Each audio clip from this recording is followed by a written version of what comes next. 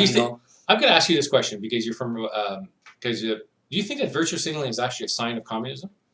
Well, first of all, is it?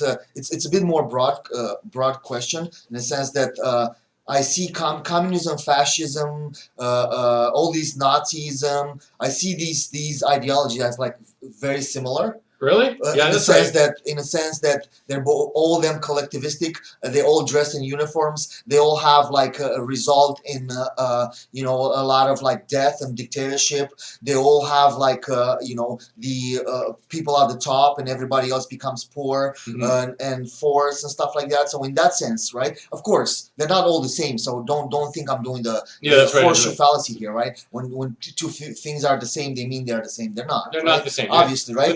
But philosophically, though, on when you look at some, it's always about control. It's always about yeah. And It's monopoly. And monopoly. And for me, I was like, could we evolve in the 21st century? I just feel like we're a bunch of kids in a sandbox still today. Well, yeah, the only way to evolve is to actually have it like you can't evolve. What was that quote, right? It's like a good man make a weak man and a weak man good, something like that. Yeah. You know what I'm talking about? It was like a quote. It's like a weak men make good men and good men. This basically is the wave of the circle of life as you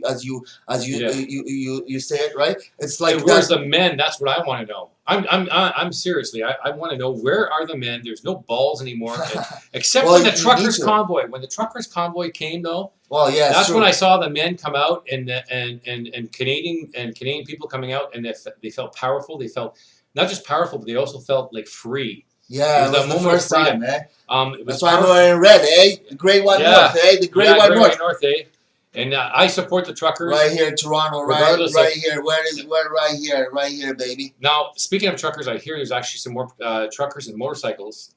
There's going to be a motorcycle protest. Yeah, now it's all over the world. It's become like the truckers did more in 1 month than all the political parties did in like 3 years. No kidding. Right? It's like that's the truth. That that's what it works. At the end of the day, what works is force. But force doesn't have to be like force in via force and violence, right? Force can mean anything from a silent protest to writing to all the politicians to anything to pressure, right? I think that would be more appropriate word, pressure, right? Yeah. A pressure towards, but force sounds more revolutionary, I guess, right? That's why I wore the red, The red. I'm for me, freedom is the word.